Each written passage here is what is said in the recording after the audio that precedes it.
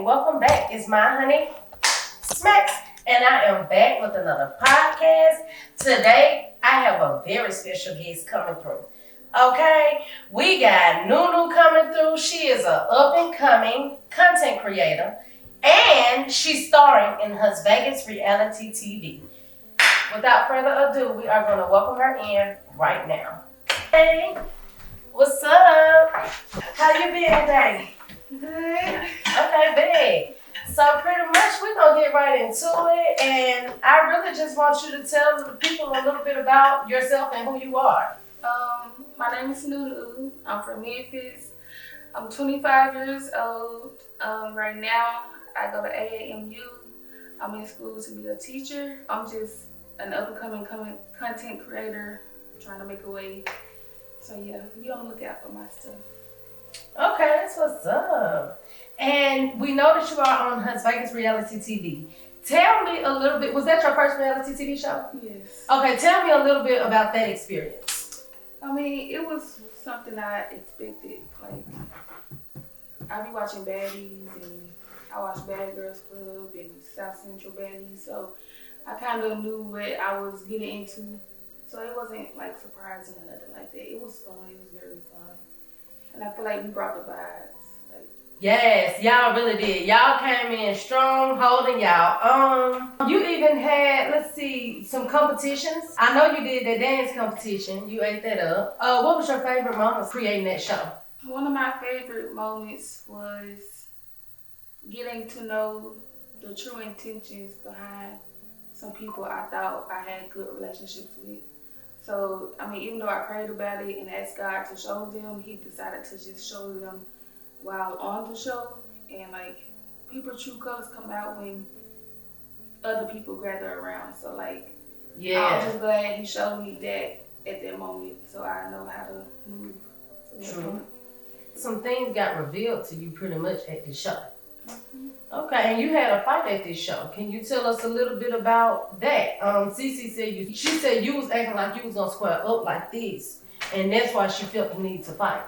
What happened was I was just hungry, and she kept talking, and I was telling her that I wasn't talking to her. Yeah. And she just kept on egging the shit on, and I'm already hungry. I haven't ate all day. Like, So you were hangry. People was hangry. Yeah, I was hangry. And she kept on talking. So I was just like, I walked up to her. I was like, girl, can you just leave me alone? And like, I ended up like standing like this, and like she hit me. I hit her. People was saying that was all she wrote, but people was acting like she just beat my ass. Like, all she did was pull my hair, and my face was still like the way it is. Like, people don't know what an ass whooping is. Yeah. Like, they don't know how to beat ass for real. Okay. So who you felt like won that fight? I don't know. I ain't lose it though. Okay. Yeah. I don't know. They said you lost that one, but that's just what they said. I don't know. I was just trying to break it up out there because it was too much for me. I was just trying to pull people apart. So that's what I came in at. But I had the camera too. I'm like, I gotta hold the camera, pull them apart. It was a lot. Right, and that was another thing. People was like, yeah, I mean, Cece was like, yeah, she was too old, she's too old, and I'm only 19. Like, if you feel like you beat my ass, what's the point of saying it? What's the point of, like, crying wolf if you say, oh, yeah, I beat your ass, or I beat Nunu ass, and what's the point of stating the age difference then if you think I beat your ass? Like, oh, if she think she beat my ass. Right. But I don't know. People say I lost it. I didn't hear nobody say I lost it. Not to my face. So they only said this behind your back. Yeah, I didn't get nobody tell me I lost it. Like, yeah, that was a wild night. They also got the shooting on there. Were you there? Yeah. How did you feel about that? I was really outside when that happened. I was the last one in the house behind Seymour. I got PTSD, but I just knew she wasn't gonna shoot us because she was shooting at her target. Oh, so you didn't feel threatened? No, I mean, I ran. Like, It just took me a little minute because I'm over here looking back at me trying to make sure she don't, turn around and try to reload the gun and shoot at us. She shot the other direction. I don't know. I was like, she'll shoot at her. At the time, I was thinking she'll shoot at anybody, so I got the fuck on. But that was just me. You went to jail recently. Could you tell me a little bit about that? Cause child, I'm like, that Memphis going to jail. She was out the group chat for a long time. It was something that wasn't supposed to happen. If anybody know Judge Cleveland, like, she's just a bitch. Like, she's very mean. Like, she don't play no type of game. I was not calling for my drug tests. I was failing my drug tests. I wasn't complying at the drug class. And it was just all that mixed in. And I brought my nephew to court on top of that. So she didn't like that. And she gave me 30 days. Oh. Yeah. Dang. It changed a lot. When you sitting there, you think about a lot of stuff? Or? Yes, that's all you can do. Like, that's all you can do. Mm-hmm. And just pray and talk to God and look out this small ass window. Every time I look out the window, I just thought about what Mari doing. What can he be doing right now? I hope he having fun. Like, all I thought about was Mari in the jail. For real. That's your son, for real. Wow. So you feel like you deserve that 30 days or no? I mean, once again, I feel like I needed to go through that to like know how to, so I can know how to move with certain people. And I mean, at the end of the day, I didn't have to do no more drug tests. I didn't have to go to no more drug classes. I didn't have to report. I didn't have to go to. Oh, so pretty much you're not on probation anymore. That's what it sounds like. You a free woman for real. Yeah. Okay, that's good. I could go anywhere. I was supposed to go to New York like right after the show, but I ended up going to jail. Like that day, I was finna go to New York with my ex-best friend for her birthday. But yeah, I went to jail on her birthday, so we couldn't go to New York. But I'm finna go at 6:00 a.m. Oh wow. That's gonna be so fun. I love New York. It's actually one of my favorite places to visit. But can you tell us a little bit about jail life? Because some of us haven't been in jail. So what was the experience like in there? Is it like the TV showing or? I mean, yeah, they have a TV in the day room. I mean, I've been in jail like twice before that. Oh. Yeah, but this was the longest I ever been in jail. But it was horrible. Like, a lot of people wanted to get it shut down. Everybody in jail, like, it was mold. Same food every day. Cornbread, beans, rice. The guards. How did food taste? Nasty. Like, the only thing that kept me going from crying or worrying about how many days I got left was commissary. Oh. Yeah, my daddy kept money on my books. My homeboy Keno kept money on my books.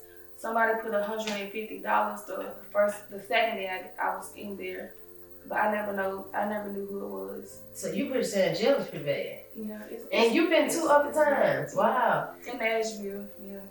Dang. And you coming from Nashville, you grew up there and then you moved here? No, I grew up in Memphis and I moved to Nashville in 2019. Okay. Yeah. What is better school system or something? It's a better everything in Nashville. That's why they call it Cashville. Like, it's a lot of cash. You can get a job anywhere, doing anything. Yeah. Okay. I can believe it because Nashville is a tourist city. And how was it moving from there to Huntsville? What brought you to Huntsville? What brought me to Huntsville, I just feel like it wasn't too far of a drive, and it was a HBCU, and plus I got sickle cell, so I had to stay close, but not too far from home because my daddy, he wouldn't let me like go too far. So I respected his wishes and came to Huntsville. But I feel like it's quiet. It's like nothing like Nashville, for real. It's quiet. The niggas are weird. They peons. Okay. Yeah.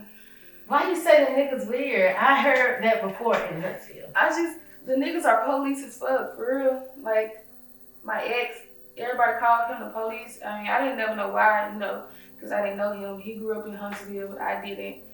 They was really calling him police because he went to jail on the murder and got out like 5 years later. I know that you have sickle cell, and I had a cousin with that, and he dealt with a lot concerning health-wise with that. So how has that been for you? Okay, so with me, I have sickle cell SS, and that's like, it's different types, SC, SE, and stuff like that. SS is like the full-blown disease. As I got older, it got worse. Oh. Like when I was real young, like a newborn up until probably like 3 or 4, I was real sick. 5 through like 16, it was okay. And then 16 on up until now, I didn't have like strokes. I had 3 strokes already. I have blood clots, a lot of blood exchanges, blood transfusions. I have a port. And I've been in the hospital like a lot. Like it lightened up once I started taking this medication called hydroxyurea, which helped me have less pain crisis. But I have been trying to be free of it. Like they have this transplant called bone marrow transplant. And in order for me to have that, I will have to either get my sister, that's my mom and dad daughter, or my first cousins to help me get their bone marrow from them and put it inside me. But my sister smokes a lot of weed, and I guess she can't. I don't know. I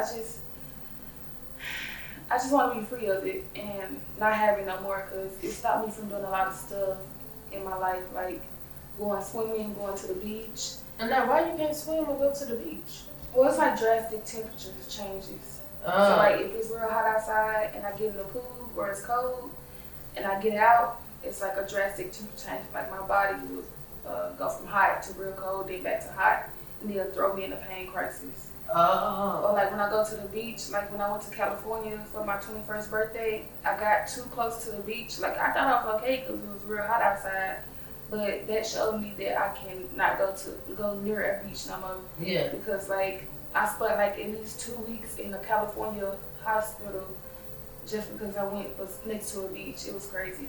Oh, it was too hot out there? It was hot outside, but I guess the wind from the ocean like was just getting to me, like getting in my body. I don't know how that worked. Wow. Yeah, it was horrible. I've never heard of that. Okay. Yeah, it stopped me from doing a lot of stuff. I used to dance a lot when I was a kid. I used to be a majorette, a cheerleader. But now that I got older, my bones just not the same. Like, and then my back, I got back problems. I don't know if it's because of my butt or because of my sickle cell. Yeah. And like any type of pain that we go through, that normal people go through, like a toothache or their period cramps or anything like that, it's like 10 times worse for us. Oh. And like being in a pain crisis is compared to breaking all your bones. Like when you're in a pain crisis. Yeah, that's like, what it feel like. That's what it feel like. And sometimes when I be in a pain crisis, I just be wishing I was dead sometimes. Like in the hospital, when they giving me all these kinds of medicines and they don't be working, I just be asking God, telling him that I don't want to be here no more, because it's like unbearable. Like, hey, that's scrutinizing pain. Yeah, it's like, especially when the medicine don't work, like it's just it's horrible. Like I won't wish that on my worst enemy. Like that's horrible. I had a friend when I was younger, and she went into a crisis at our house, and we was as her friends. We about middle school, and we trying to doctor her up. So we done made her a pillow. We got her pillows and just everything. So we got to see one firsthand. And her folks eventually had to come get her. They was gonna let her stay there. To see if it passed? Do they pass sometimes? Yeah, so they had let her stay there a while just to see. But after a day or two, they went on, came and picked her up just to make sure everything was fine. But yeah, we had sat up all night watching the sunset, and then she went into a pain crisis. So that I saw it firsthand. And my other cousin, he has a seizure, and they had to squeeze a cream up his behind if he had a seizure. Sickle cell is physically straining, but it's also mentally straining. I still get depressed a lot because I have sickle cell, especially when I gotta go to the doctor and get stuck. Like, I go to Vanderbilt for my appointments once a month, and like it's just this one doctor that I will only let stick me and get my blood. Like if he's not there, they not sticking me. Yeah. At all. And then it was one time where I was in Mississippi and I was watching my 5-year-old niece. This was like in 2018. I had a pain crisis while she was at the house with me. I was over at my auntie house, and like my ankles like started stiffening up, and it was just hurting so bad where I couldn't walk. And so I was like dead ass screaming to the top of my lungs. And by the time my sister came there, she called the ambulance. The police came, but he wasn't even coming for us. He was just circling the block. But he ended up stopping and coming in the house, and I was screaming like to the top of my lungs. He gonna say, "I heard you screaming from the street as I was riding by." And he gonna ask me, was I on drugs? Like, that shit pissed me clean the fuck off. My sister went off on him. She was like, no, she need a pain crisis. Like, that shit was horrible. Wow. And then, like, I used to get pneumonia when I got in the pool. Like, last time I got in the pool, I was at the Kelvin and I ended up getting in this pool like 2 days straight and I ended up getting pneumonia. And it was horrible. My chest was just tight. I couldn't breathe. Every time I breathed in, it was uncomfortable. But yeah, it's a bad thing. Like, and it's really under, what's the word? Under talked about or not talked about as much as yeah, it's a word for it. But yeah, it's not talked about enough, and a lot of black people don't even know what it is. Yeah. Like, everybody knows what cancer is, but don't nobody really know what sickle cell is. I did not know it came with so much, like the temperature changes. That's the little stuff you don't know, the little details. If somebody just say they got sickle cell, you just think, oh, they got sickle cell. You don't really know the ins and outs. Like, you can get pneumonia just from swimming. What? Something that anybody else just don't do. Yeah, and I take medicines every day.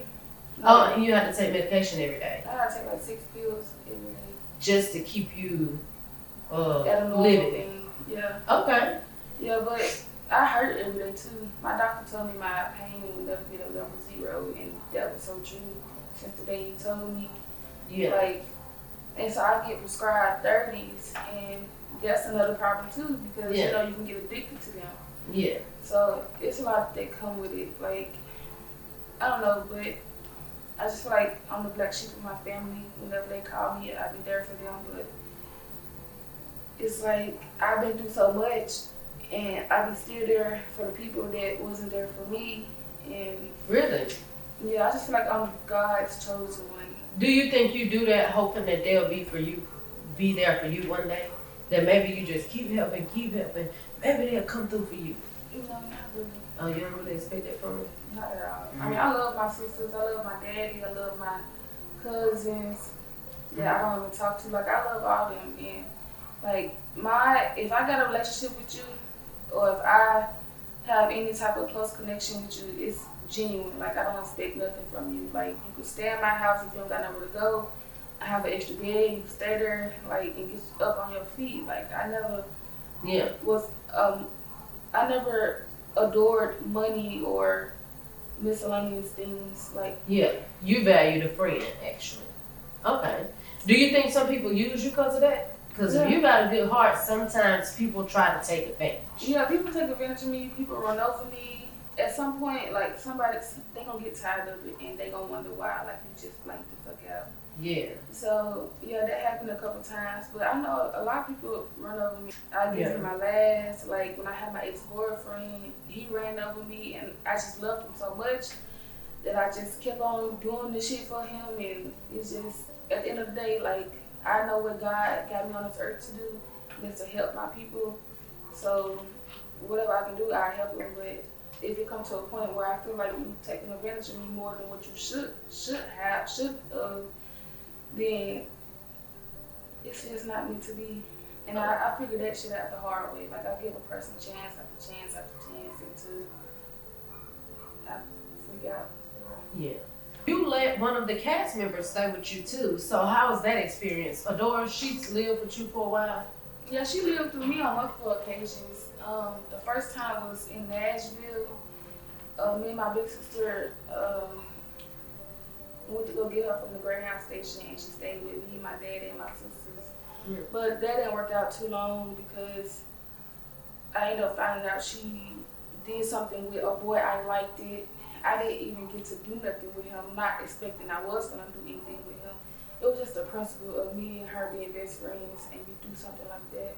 Yeah. Like, no matter, she said in the group chat that he liked her more than me, but y'all only met for like 4 or 5 hours. Well, I was in the hospital, mind you. Yeah. I was in the hospital for like 2 weeks at the time, and they came and seen me. While Adora, she was there with me the whole time. Mm-hmm. Like, and he came over. They stayed for like 4 hours. Him and my homeboy stayed for like 4 or 5 hours, and in that 4 or 5 hour span, something ended up happening between two of them, and I didn't find out. She didn't even tell me. He told me. Oh. And it's the fact that he wasn't even gonna tell me. I mean, I didn't ask. He just assumed that I was mad at him because of that. But in reality, I was just mad at him, like trying to play with him, like I was mad. Yeah. And he was like, "Why you mad at me? You mad because I fucked your friend?" And I looked up and I said, "You fucked the door." He gonna say, "Well, I didn't fuck her. I just fucked her mouth."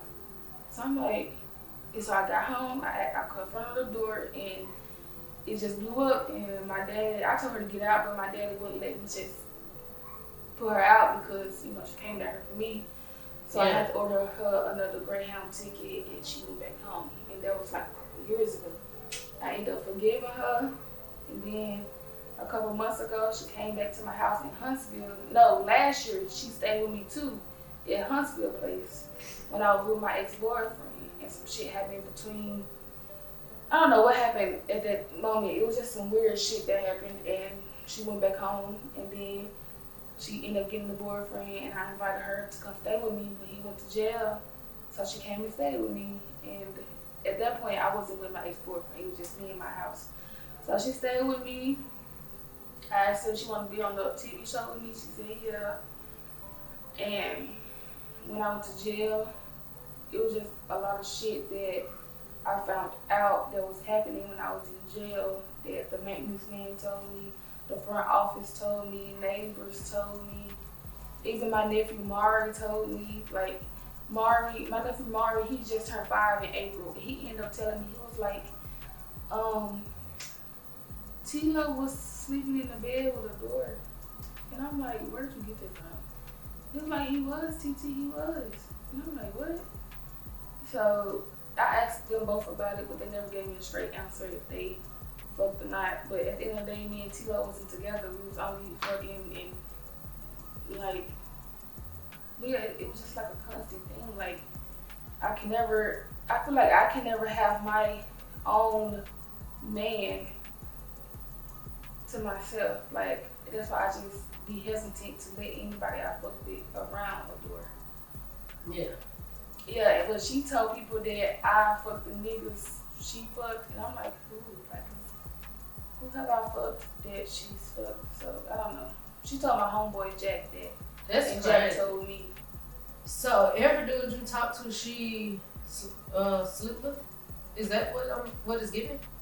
That's what it's giving, because I haven't been with that many dudes, especially like in a relationship. Like the first one that was a crush, I didn't get the chance to do nothing. But he from Memphis, I'm from Memphis. We went to the same college. He met her, they met each other. He did she did his hair in the hospital, and they ended up doing something. So I started with them, both of them at that time. And then my ex-boyfriend, Mimi, it was some shit that she ended up calling him to pick her up when we got to arguing. She told him that I put her out. So Mimi ended up picking her up and taking her to her Airbnb. But I don't know. He said they didn't do nothing. I guess I gotta believe it. I really went too fucked up about it. Yeah. And dang, that's fine.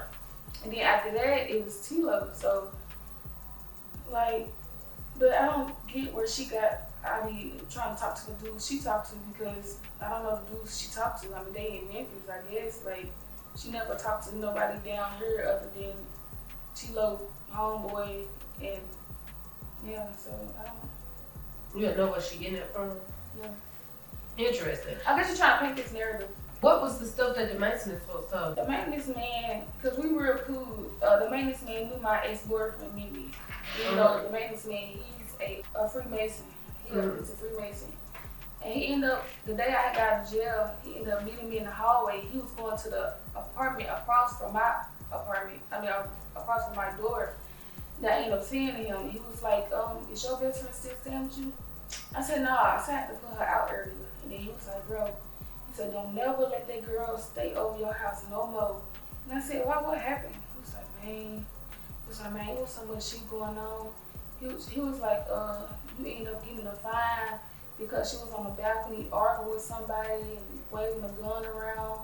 And he said that she ended up yelling to some dudes from the patio downstairs that she would suck all them niggas' dicks or whatever. And he was also saying that she had my dog like using the bathroom and pissing and shitting on my patio, and it dropped down to their patio. Then he was like that she was driving my car crazy. She had my nephew in the front seat driving my car crazy. The neighbors ended up complaining to the front office that she was talking to my nephew crazy. So I told my sister, and she didn't like that at all. But I had already told Adore, like, if you can't take care of my nephew, call my sister and she'll come pick him up. Yeah. And she was like, yeah, you my best friend, I got you. So I was like, okay, I trusted her with that. And, I just don't like nobody talking crazy to my nephew. So that really just made me cry, bro. Like, I just, when I got out of jail, I kept on asking her, like, can she keep him for 5 more days until I get out? But she was like, her mama was finna pass away in the hospital, or she was real sick, that it didn't look too good. So I was like, okay, if you gotta do that, then go do that. And so my sister ended up coming to get my nephew, got my car, got my dog. And I told my sister right before she left, I said, if my nephew gotta go, then I want everybody that's in my house to get out my house. So she put everybody out, she got my keys, she went to Nashville. 5 days later, she had to take my nephew to Mississippi too. And so I'm over begging Adore to keep my nephew, bro, because I wanted to keep my nephew because it was a time I was that had him. Yeah. And I never really get to see them. So, but my nephew had to go with my sister and go to fucking Mississippi. So when I got out, I couldn't get my nephew because Mississippi, like, if Memphis is 3.5 hours away, Mississippi is like 4 hours away. Or 6, the part, when I be going, it be 6. So yeah, so I couldn't drive down there to go fucking get him. And when I got out, the day I got out, it was 5 days later. Yeah. I ended up calling T-Lo. I'm like, I'm out. He's like, I'm in the club. I was like, okay, call me when you get out the club. I go home. My sister take me home, and Adore ended up calling me, and she was like, it sounded like she was crying or something, like they was drunk or something. And she was like, bro, how you gonna call that nigga before you call me? And I've been taking care of your house. I've been doing all this shit, blah, blah. And I said, bro, I'm over here thinking you in Atlanta. Like, I didn't know if to call you or not, because you said your mama was on her deathbed and stuff like this. I didn't want to, like, interrupt it. Like, it's 1 o'clock in the morning. Like, I ain't want to bother you. So she ended up FaceTiming me, and I'm seeing, like, lights and stuff. And so in my head, it didn't click to me yet, but when she hung up, or she said her phone dead, I'm over here thinking, I'm like, she in this club. So, no, she ended up calling me back before her phone died, and I'm like, where you at? And she was like, I'm at this club. And I said, no, you're not. And so she turned the camera around, and it was like lights flashing on the ceiling. Oh. So I ended up calling my homeboy TJ. He a security guard, and I'm like, what club got lights on the ceiling?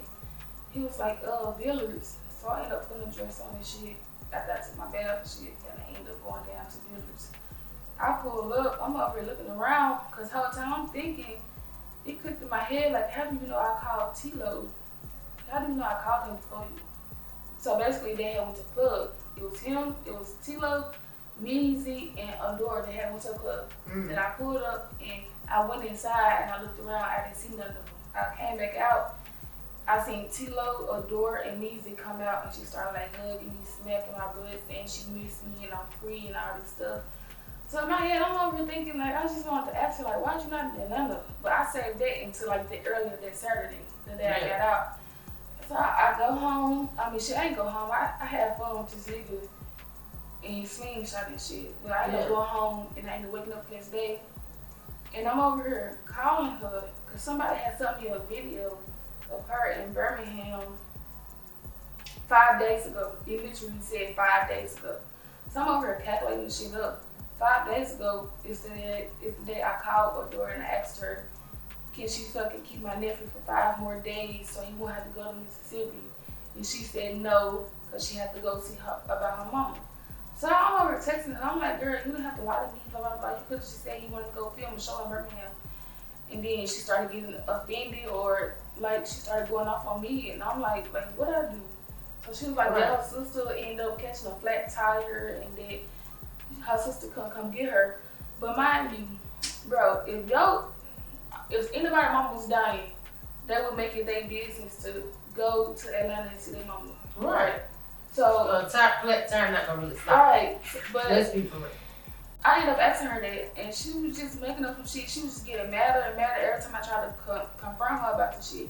And on top of that, I was confronting her about the shit the maintenance man was telling me, that the lady at the office was telling me and shit like that. Yeah. And every time I confronted her, she was getting mad and saying I don't believe them or just some stupid ass shit. And then I'm over here telling her like, girl, you getting me put out early in my lease. Like, she never said nothing about that either. And then he also told me, he was like, yeah, she had different niggas in your shit, in your car, in your apartment. Just, he was saying some wild ass shit. So then the office lady was telling me that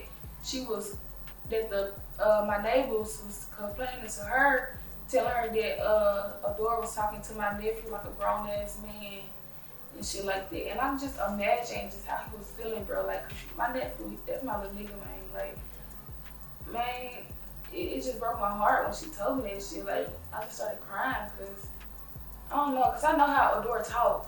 So I was just imagining my nephew getting on her nerves or just doing anything like to irritate her. And I just imagine how my nephew was feeling. Yeah. And, like, Tilo, he was there too. Like, and that's why I couldn't stop fucking with Tilo. Like I stopped fucking him, but I didn't stop fucking with him because like he was watching my nephew too. Oh God. Yeah. He was playing games and shit with him. Like, I got an Xbox and my nephew loved to play the Xbox, so he was playing Xbox with him. Yeah. And shit like that. And I called Tilo, I called my nephew phone. They like they playing the game together or whatever. And then my nephew don't like sleeping by himself. Like, he be sleeping in the bed with me. So once he told me that Tilo was sleeping in the bed with Adora, I was like, wait, what? Like, this shit confused the fuck out of me. Because why would you have my nephew sleeping in a fucking dark ass room by himself? Like, I didn't like that. But I ended up getting my nephew back, like, the next month. Oh God, I called my sister crying. Like, when Adora told me she had to leave, I called my sister crying. I said, can I please get him for the month of July? Because I was getting out in June. And I said, can I just keep him for the month of July? Yeah. And she was like, yeah, because I just couldn't be, I don't know, I just feel like that little nigga, I feel like he my son. Yeah. So you really close to your nephew? And my niece. Like, I got both of them in July. Yeah. I went down to Mississippi and I got both of theirs. Yep. And they stayed with me up until like a couple of weeks ago when they had to start back school. It was just, the thing was, I knew my nephew was going to have to go in a homeless shelter with my sister. But my sister, she just made it her business to ask my auntie, can he stay? And I didn't like him staying over there either, because I don't know. You know, if they're not your kids, they not gonna, like, I don't know, I don't want to say no weird shit, but I just didn't trust him nowhere else, like, for real. Yeah. I wanted him with me, or with his mama. I didn't like him being nowhere else or with no other family member. I ended up getting him back. It was great. We had fun. Like, bro, I forgot about that shit right now. But it was the principal. You know, I thought she was my best friend. Like, I spent $400. The day before her birthday, we went to Walmart, spent $450 on shit for our hygiene. I'm talking about everything, like from face stuff, body stuff, like everything you could think of for her birthday on God. And then the next day, I ended up going to jail. I didn't get to use none of my shit. Yeah. But when I came home, her stuff was all gone. Like, she packed it up. Her clothes, some of my clothes, some of my shoes. Well, a pair of my shoes that she had on her feet when she brought that girl over my house to get the rest of her shit. Well, she in the so she took her stuff and your stuff when she left? She took her stuff and some of my stuff too. Like my clothes and shit. But what's that girl that's in the group chat lane? Who? She came, Andy. Yeah. Yeah, she came over too. Like, she came over too, came to my house and shit to help her get her shit. After that situation left, you know, the shit with me, he told me that he was helping Adora and shit like that. But he ended up saying that he regretted the shit because of some other shit. And then he was telling me that shit that some other people said about Adora, saying that they was glad she left and they really didn't fuck with her and nobody didn't fuck with her and shit like that. Like, yeah. I mean, yeah, the shit, it really broke my heart because I thought we was best friends. Like, I was asking her for no type of rent money, nothing like that. Right. Oh, you was just letting her stay with you for the free ski. Yeah, so she can get up on her feet. Oh God. Mm-hmm. But she fucked it up when I went to jail. Like, yeah. I thought I'd ever trust her for real. I did pray. I prayed. Oh God, the day before I went to court, I got on my knees. But a door went at my house. She was at this dude she was fucking with house. His name Quez. And I also fucked with Quez too, because he was watching my nephew on God. He said that he had to go to work the next morning. It was his first day starting at FedEx, and him and Adore had went out to the fucking club and then come back until around like 5 o'clock in the morning. He said they used to always be gone together. But he had my nephew. He said he didn't get to go to work. So yeah, he said he stopped fucking up because of that. He said he ended up leaving my house because Quez was staying in my shit too. It was Quez, Tilo, and Adore, and my nephew. But Quez said he ended up leaving because he couldn't it was just negativity all the time. He said that he wanted to stay there with Mari, but he just physically couldn't because it was just so draining and stuff. Yeah. But yeah, we also had to talk to all his shit was in my house, his fucking bed was in my house and shit like that. And I prayed though and I cried and I asked God, I said, if Adore is supposed to be here and I'm supposed to help her, like let her stay here. But if she's not, like if you think she's too negative or you think she's not gonna be supposed to be on my journey to get closer to you, then just let it be. And I went to jail the next day and all this shit happened. I got out and I just seen it for what it was, for real. Like I didn't even question it. That's good. So you're able to move on. So did y'all mend things? Where do you guys stand now? You and Adore? Well, after she left, I really wasn't talking to her. Like it was really when she threatened to fight me. Like, cause we was in a group chat and I was just stating how I was feeling. And she was saying some shit, you know, she be going off yelling and shit. I didn't listen to none of the voice messages. I just kept on telling her how I felt. She just thought she was bigger than the program. But she took some time, like it took us some time to really know because I stopped texting back. I left out the group chat. I ain't called her, texted her, nothing like that. Yeah. But she ended up apologizing. She sent me a big ass message and it took me a couple days to even reply back to the message.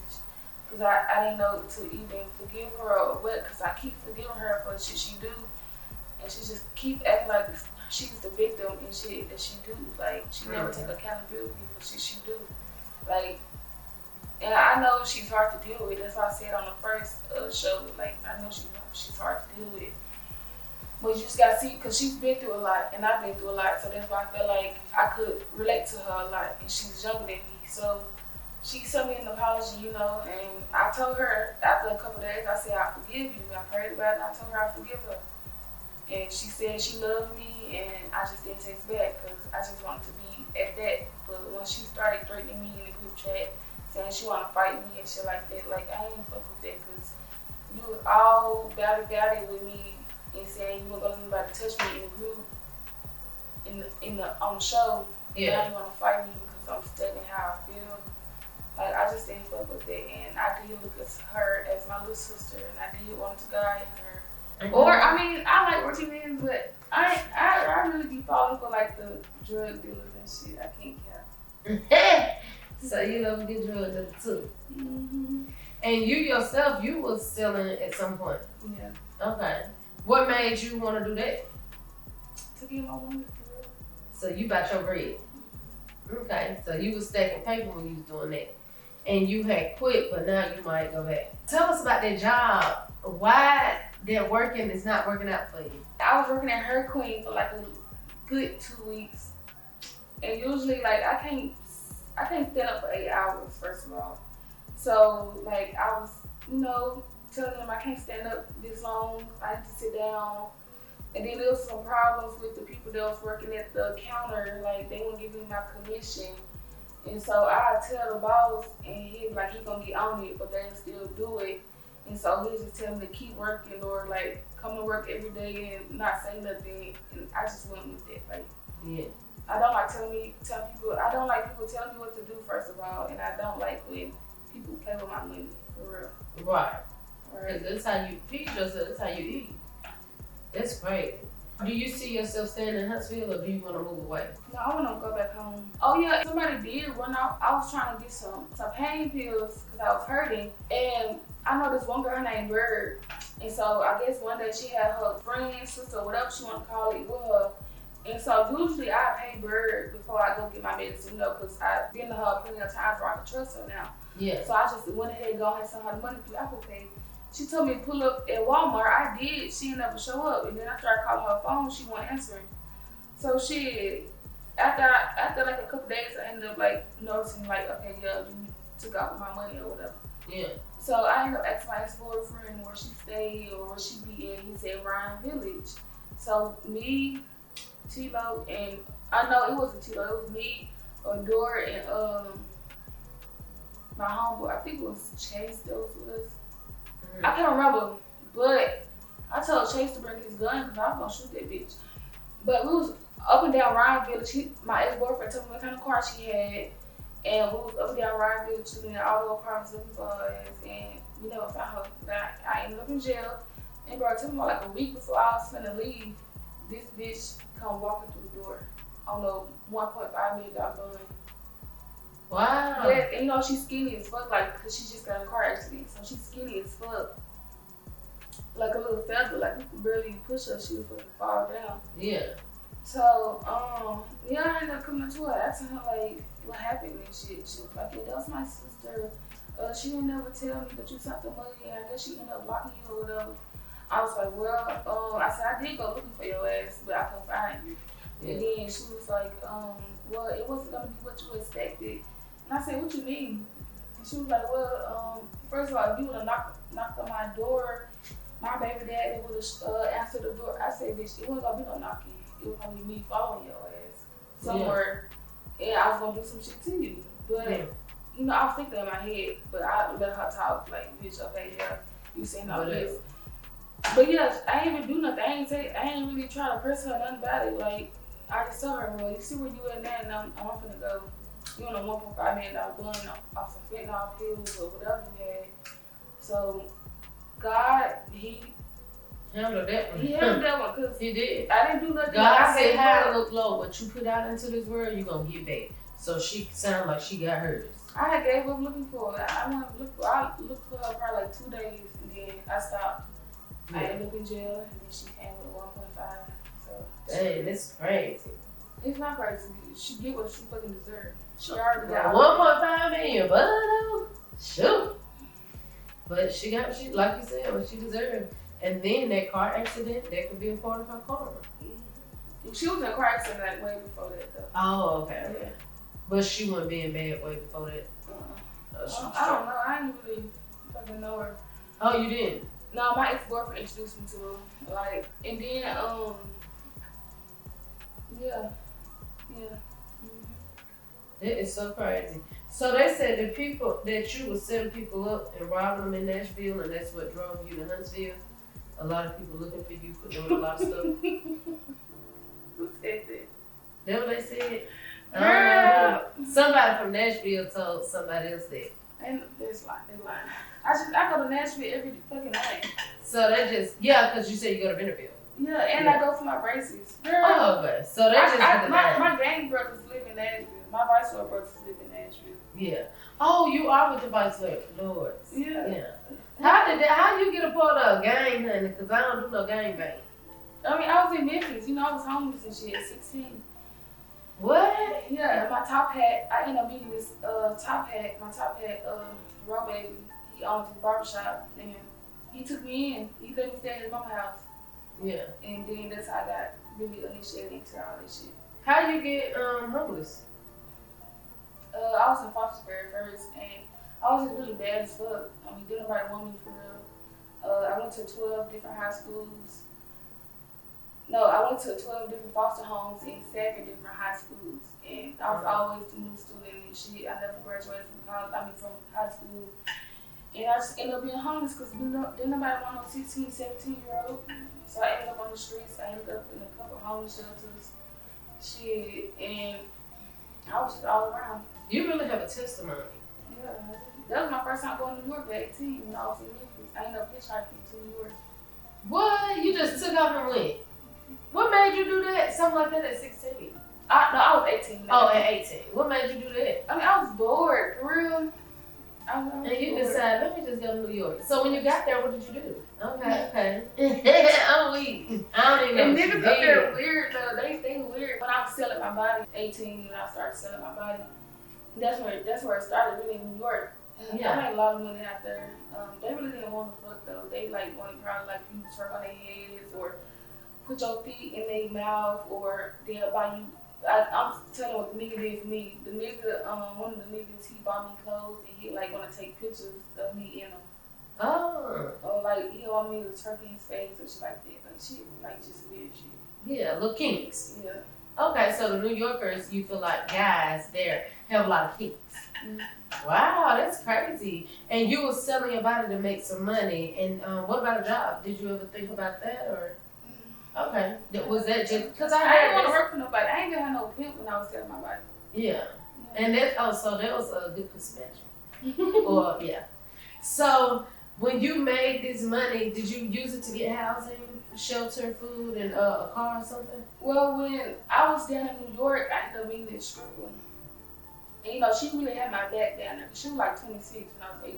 And so her and my boyfriend drove me around, make sure I was safe and shit like that. Yeah. It was one incident where I was supposed to have went to this apartment for this date, and this dude, like, she walked in with me, and she like seen that all the lights was turned off. And she was walking out in each room, making sure it was straight. And we seen 2 babies laying on the floor with a fucking blanket and shit. And then she walked in the other room, and she turned on the light. It was like 3 more niggas, so it was 4 in total. They walked out the fucking room.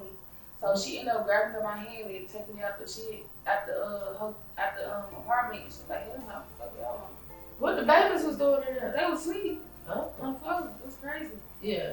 But when I got back to fucking to Memphis, I started staying with like probably, I think I started living with my big brother and his folks. Mm-hmm. But it was some shit went down, and I started talking to my this dude I was talking to. His name Boomang. But everybody in the hood thought he was like way too old for me. You know, he was GD, my brother was GD, so it started a whole beef between them GDs down there on 7th Street in Chelsea. And just for him talking to somebody who's too young. yeah. And so my brother shot in his house and shit. He tried to make me snitch on my brother. I told the police I ain't see who did it. And if I did see who did it and I see it was my brother, I still don't say shit. Yeah. But so I ended up moving from his house and ended up staying with my best friend at the time. Then I ended up staying with her and her mama, but I ended up getting a little shot at, so her mama put me out, and then I started sleeping with like bandos and shit. And at that time, I came. What's a bando? Like a trap house? Yeah, like a house that's like ain't nobody in it.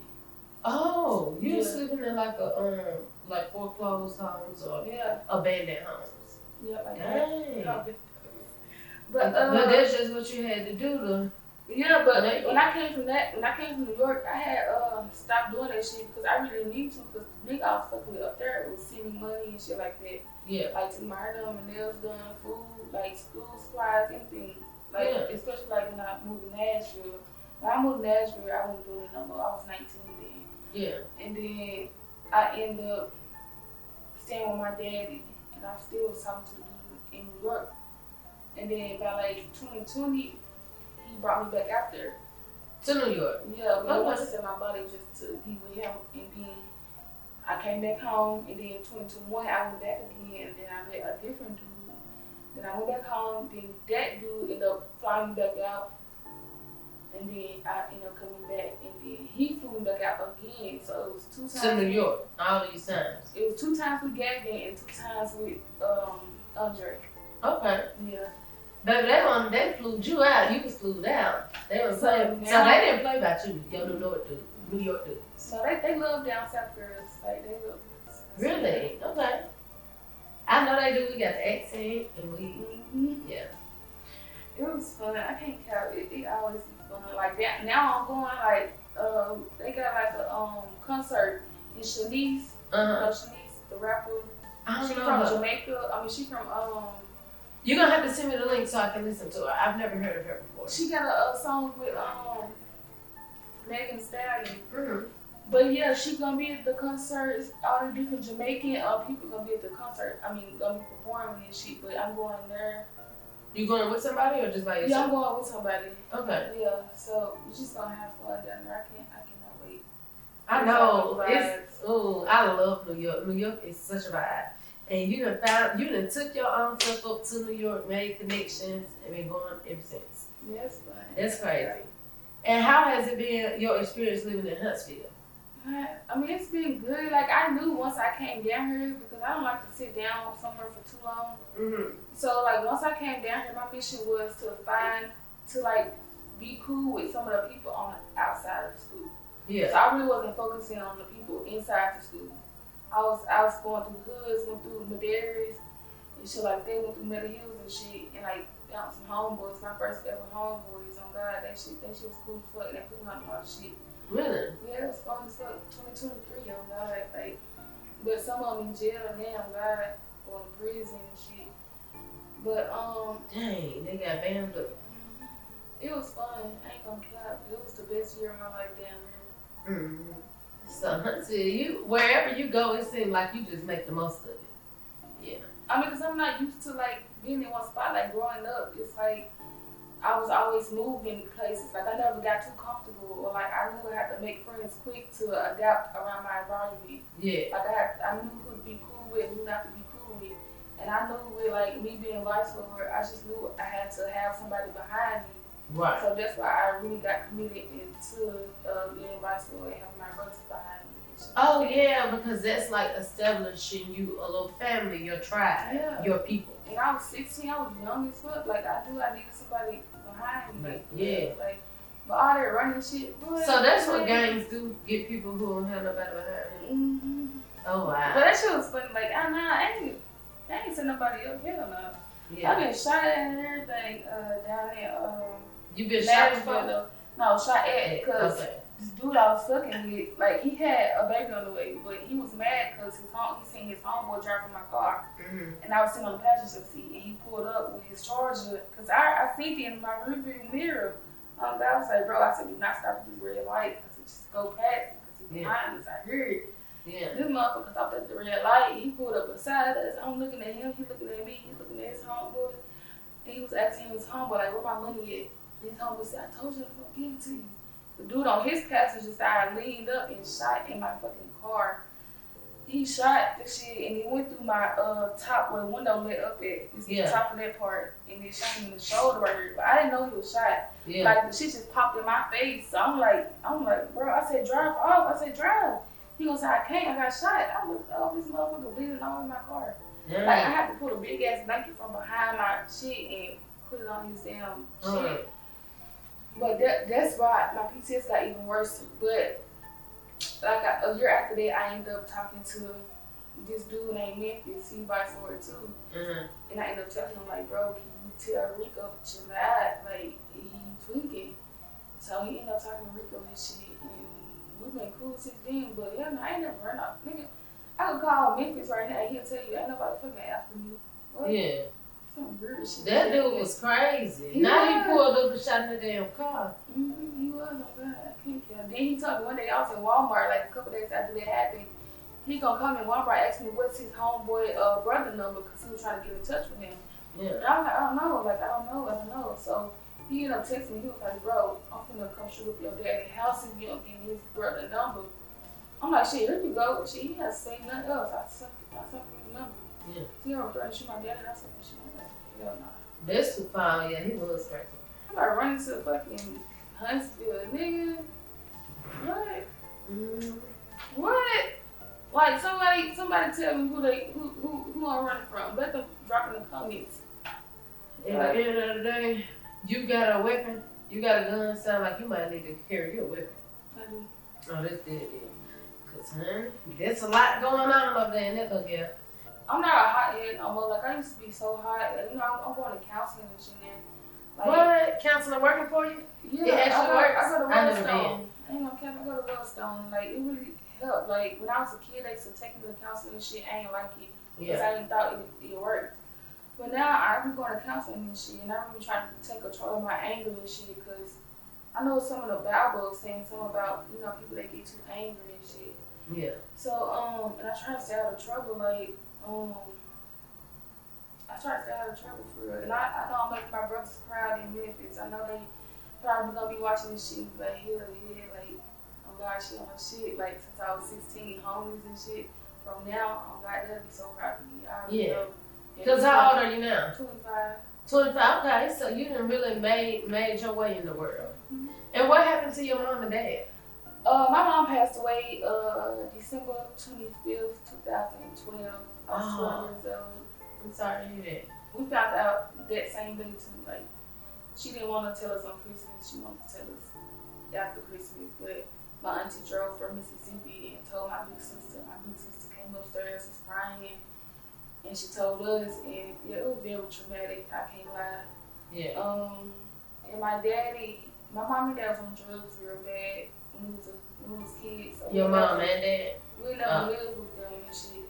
Yeah. It was like with family members and they was using us for money and shit like that. They get abused and like we had a hard childhood for real. That's why like I'm so playful and play a lot. And I got abandonment issues. I got attachment issues. Like there's so much shit wrong with me. Like so I know like when I have a friend and they really fuck with me, I know they really fuck with me because I'm not the greatest person to deal with for real. Oh, really? Yeah, I'm kind of fucked up in the head, but I'm working on myself and I'm trying to get to know God more and stuff like that. And why you fucked up in the head? Why you say that? Like just a crash out, maybe, or you just be depressed?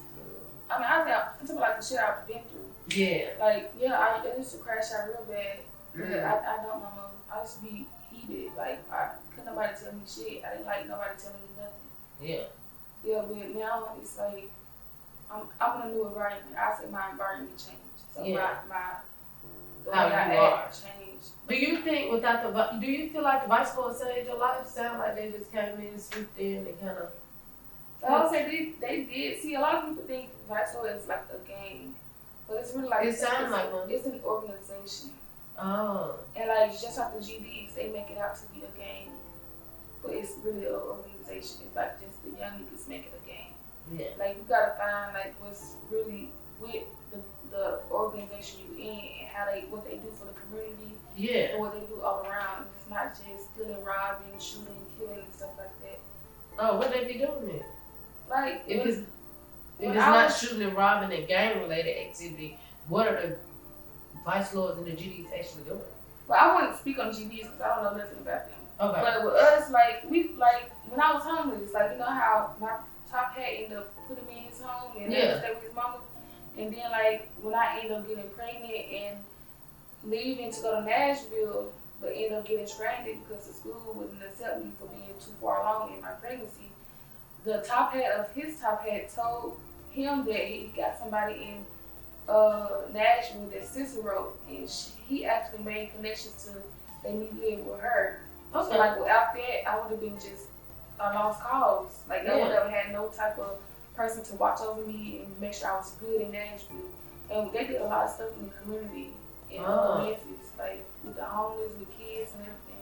The homeless and kids. I'm glad you said that they out here changing lives, because a lot of people think that it's all bad. Like a lot of people might think it, but the other people on the other side, they know what's really going on, and there's other people like you that they helping. Okay. And have you helped anybody? You said you help a lot of people. You think that came from being helped yourself by them? You know how you let people stay with you, and not only by them, but by the shit I've been through as a child too. Like I don't like seeing people like in my position, like where I was, because I know they feeling. Yeah. So even with my sisters, like I know how scared they felt to even the thought of them being homeless and having nobody. So I let them in my house. Even with Adora, like I just didn't want her to think that she didn't have nobody in this world. Yeah. Because her parents not down here.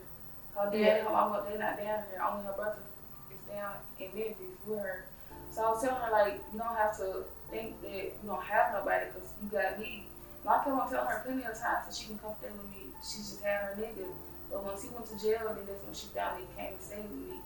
But yeah, I never expect nothing in return. Like I never asked him for gas money it was gas money probably, but like rent money, like food, anything like that. Like I had food stamps. My dad was helping me pay my rent, or I sell the stuff I sold to pay my rent. Like if I knew I had somewhere to stay and my rent was straight, then I didn't have no problem with them like coming in my house and like just making sure your area is clean and stuff like that. Yeah, that's so sweet. You're gonna get blessed for that, for helping others. But it's just the shit I've been through though. Like that's why I say I'm fucked up in the head. Like as a kid. What you've been through? You said you mentioned abuse. What kind of abuse? Like big sister, my sister on my daddy's side, she's like in her 40s right now. Like me and my sisters had to go stay with her after my granddaddy tried to molest me. Well, he really did molest me, but after he did that, we had to live with my sister. And even though we knew that she was a bad person, it's like even though he did that, we still cried because we didn't want to go live with TT. It was me, my big sister, and my little sister that had to go live with her. And she was like, whip us with extension cords, switches, make us stand up to the wall like for hours, all the way up until the morning. Yeah. Like, said some hurtful ass shit even after our mama passed. Like, we was staying with her during the time our mama passed. She like my sister stand outside naked in the cold one time. Like, and then like she made us sit in the tub with like alcohol, like boiling ass fucking water and alcohol, so our bruises won't show up on our bodies. But my sister ended up running away one day and we got out of this situation. Like, yeah. Oh yeah, I told them what was happening in the house. But she told us to lie to their ass. But I was like, oh hell no, this is our opportunity to get out, so we finna get out. Oh, you smart. Yeah. Because they be having some kids so scared, the abusers, that they gonna snitch. And that's what we was going through. Like, we didn't like now looking back at it, I wish I wasn't so scared because I would have been said something. And got y'all like they quicker. I would have been said something, but I guess it was just God's timing. Like, you never know what might happen. So yeah, she ended up telling us to lie. I mean, her kids lied for her and said that she wasn't beating us. But they took pictures of our butts, like everything. Like, I was 12. They took pictures. We had to take our clothes off and just take pictures and shit. And that's not how I ended up in foster care though. We ended up going through all that shit the next couple of years. By the time I was 16, I moved to Mississippi with my auntie and my little sister, my big sister, and she ended up whooping me so bad with a fucking belt. I had to go to a sickle cell appointment like a couple days afterwards, and my arm was black as fuck. Yeah. And the lady tried to put the arm thing on there to take my blood pressure, and I told her it hurted. Yeah. So she told me to take my jacket off, and I did. And she seen like I had this black ass bruise, and it was hard as fuck. She had bruises right here, and she was like, "What happened?" And I told her I got a whooping, and she was like, "No, baby, you got a bruise." And from that point on, I didn't never leave the hospital. I stayed. I didn't go back to Mississippi. I got in foster care. My auntie hated me because she thought I snitched, but I just told them I got a whooping. Like, it's not like I just went up there and told them, "Yeah, my auntie been beating on me." No. Yeah.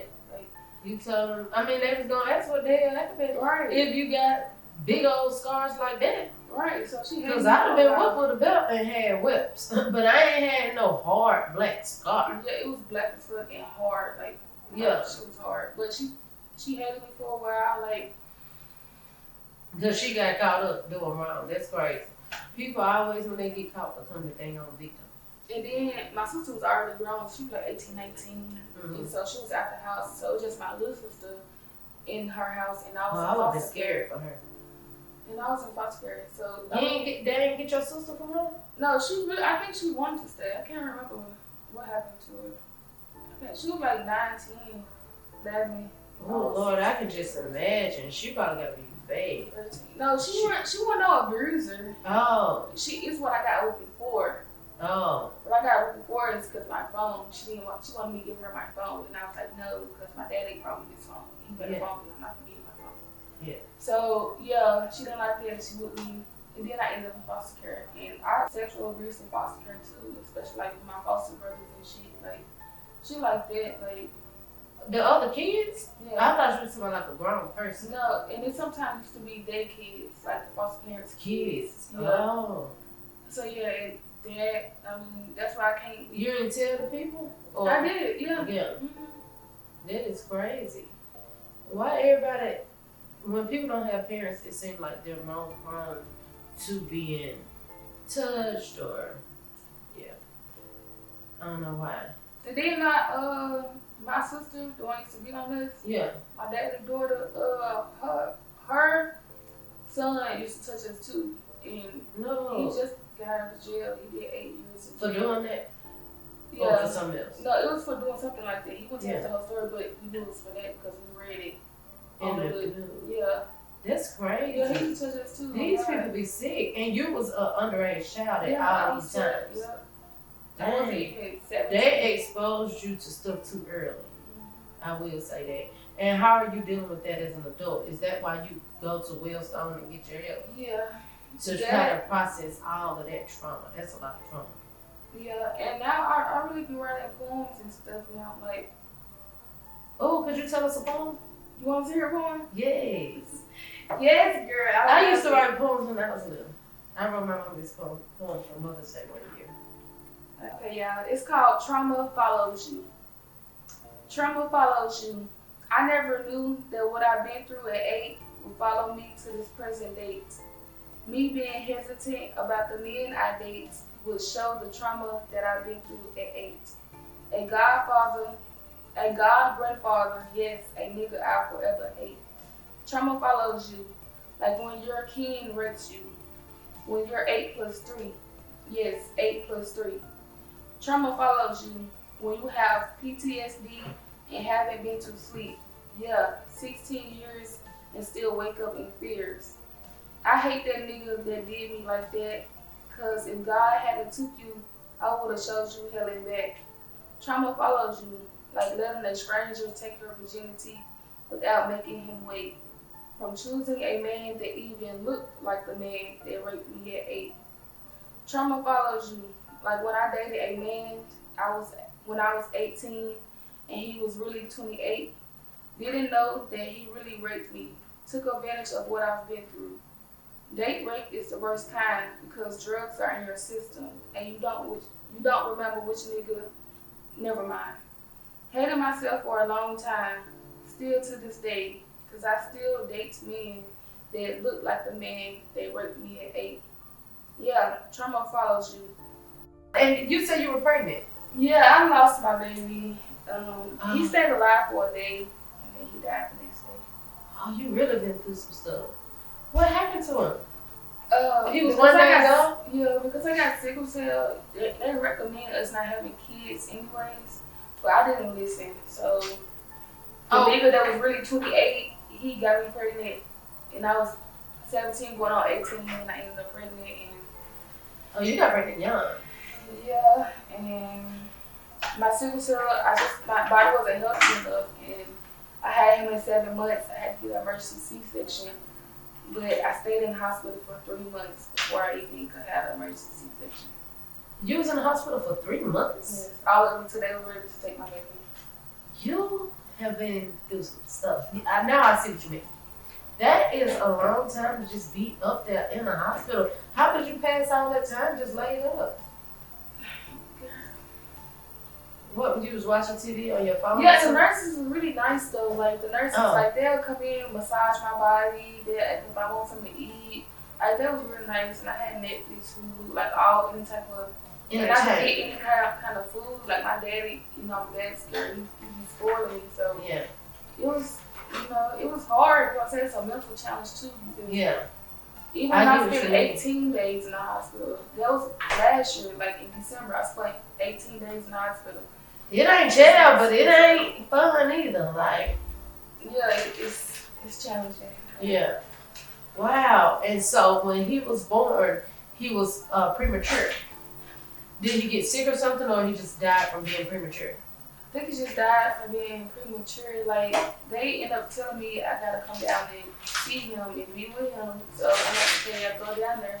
Shit, I see all the doctors, they talk on his small chest with their fingers, and they got a tube down his throat and blood coming up from the tube. I already knew, once I saw that, I was like, I'm ready to go. So the situation looked so bad. So before they even said anything to you, you kind of already knew in your heart. Yeah, they let me hold him all the way up until, like, they gave me him, they was like, you can hold him until, like, his heart dropped all the way down, so I just held him in my arms and cried. Oh, he died in your arms? Mm-hmm. Wow. They let me hold him because, like, I guess that's what they gotta do. Like, yeah. There's nothing else you can do. The heart was dropping. I just kept on looking at the heart monitor, looking at him, and just holding him, just crying. Yeah. But I do want to write a book, though. You definitely should.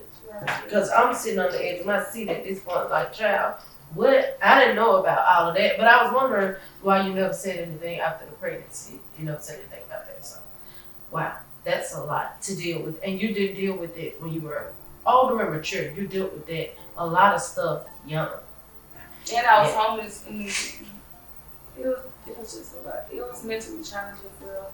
Yeah.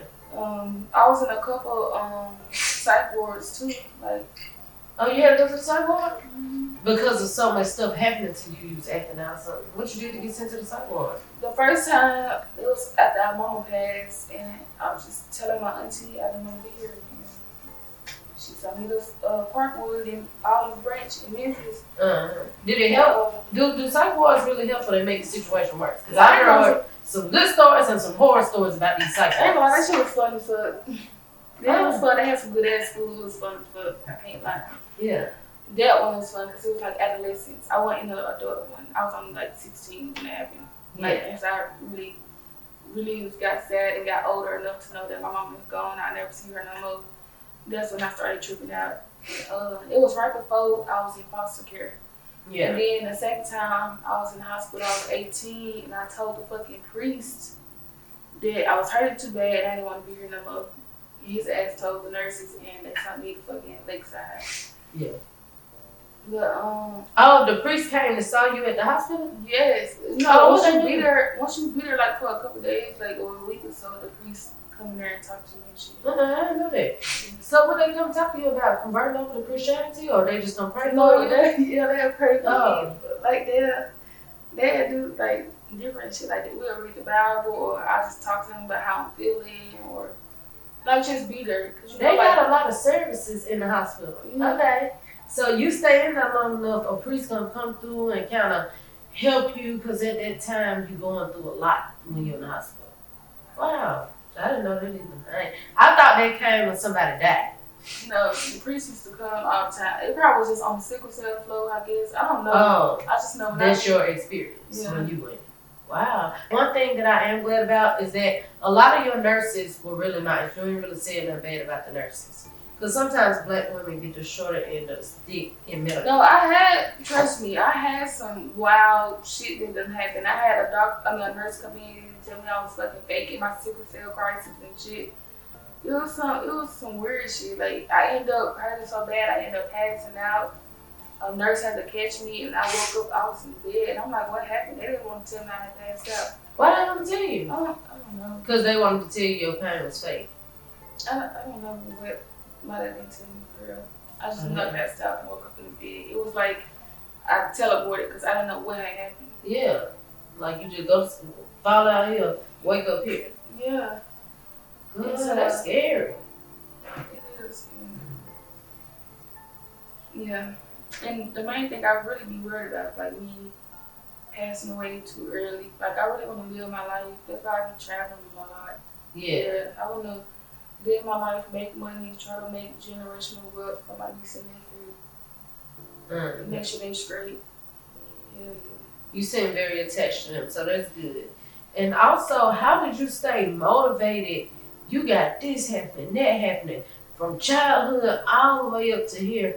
Just some of the worst things that you could think of. How did you stay motivated, grinding, and keep going? I would say God, for real. First person really was God. Yeah.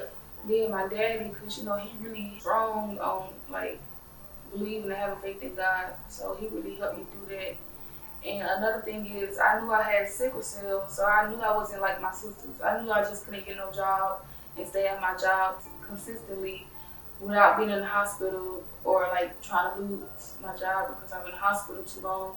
So I knew I had to make something out of myself. I knew I just couldn't sit around or bullshit like everybody else be doing. I knew I couldn't do that. I knew I had to make a way for myself. Yeah. And that's what kind of keeps you going.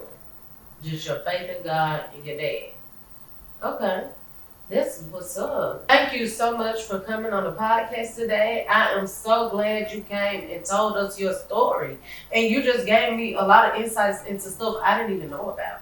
And there's probably a million other people out here who probably living similar lives and can relate. Thank you for coming through. Thank you for having me. It was fun. Bye.